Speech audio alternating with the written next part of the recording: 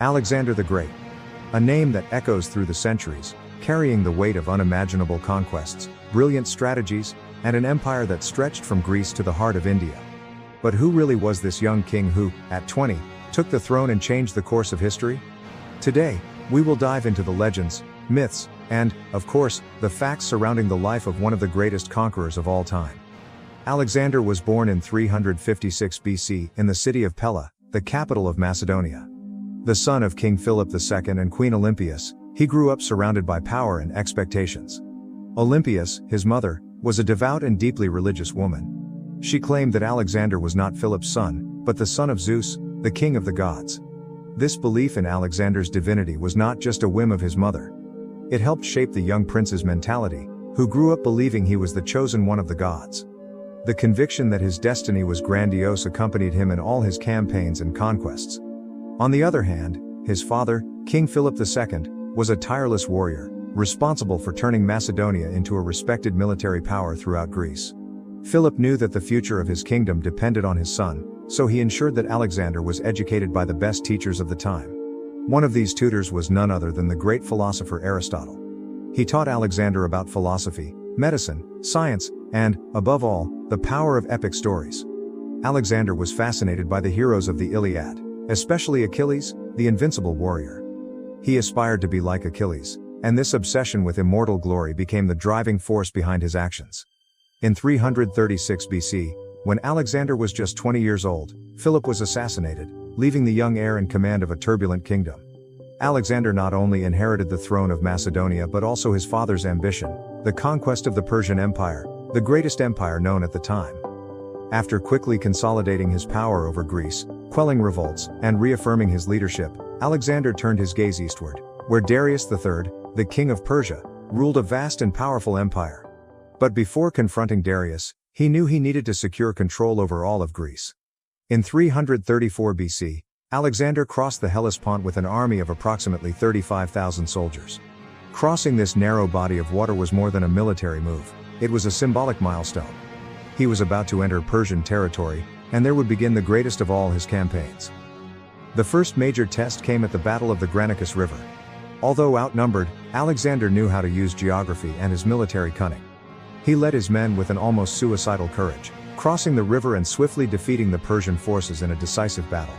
But Alexander's real trial by fire came in 333 BC at the Battle of Issus. Determined to end the Macedonian threat, Darius III gathered a massive army. The battlefield was narrow, and the Persians' numerical superiority could not be fully utilized, which played into Alexander's hands. During the battle, Alexander demonstrated his tactical prowess by attacking directly at the center of the Persian army, where Darius was positioned. With relentless force, Alexander and his cavalry broke through enemy lines, causing Darius to flee from the battlefield. This victory was not just strategic, it was psychological. Darius, the king of kings, had fled before Alexander. The young Macedonian, whom many had underestimated, was now a real threat to the Persian Empire. On his way to conquer the Persian Empire, Alexander faced an unexpected challenge: the city of Tyre, a powerful Phoenician fortress located on a fortified island. For 7 months, Alexander tried various tactics to take the city, but to no avail. However, Alexander was known for his stubbornness and ingenuity. He ordered his men to build a bridge from the mainland to the island, an engineering feat that seemed impossible at the time. Finally, after months of resistance, the city fell, and Alexander proved there were no barriers he couldn't overcome. In Gordium, Alexander encountered a symbolic, non-military challenge: the famous Gordian knot. Legend said that whoever could untie the complex knot would become the ruler of Asia. While many tried and failed, Alexander, always practical, found a simple and direct solution. Without wasting time, Alexander cut the knot with his sword. For him, the method didn't matter, only the result. This bold act became a symbol of his approach to life: quick, effective, and unfazed by conventions or limitations. In 332 BC, Alexander entered Egypt, where he was hailed as a liberator. Egypt, dominated by the Persians, saw in Alexander a new era of freedom. There, he was crowned pharaoh and decided to found a city that would become one of the greatest centers of knowledge in the ancient world: Alexandria. Alexander was not just a conqueror, he was a visionary. Alexandria, which he founded on the banks of the Nile, became one of the greatest cultural and intellectual centers of the ancient world. The city was designed to be a symbol of the union between East and West, a meeting point for cultures and knowledge. In 331 BC, Alexander faced Darius III for the last time in the famous Battle of Gaugamela. The Persian army, with hundreds of thousands of soldiers, was numerically superior. But Alexander, with his tactical mastery, disorganized the Persian forces, exploiting every weakness in their formation. With a bold maneuver, Alexander led his cavalry straight into the heart of the Persian army. Once again, Darius fled the battlefield, sealing the fate of the Persian Empire. The victory was decisive. Alexander was now the master of one of the largest empires humanity had ever known.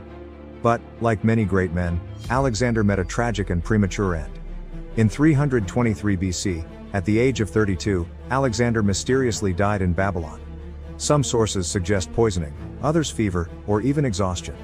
After his death, his vast empire was divided among his generals, known as the Diadochi. Though its unity collapsed, Alexander's cultural and historical impact was profound and lasting. Alexander the Great was more than a conqueror. He was a visionary who dreamed of a united world where cultures merged and knowledge flowed freely.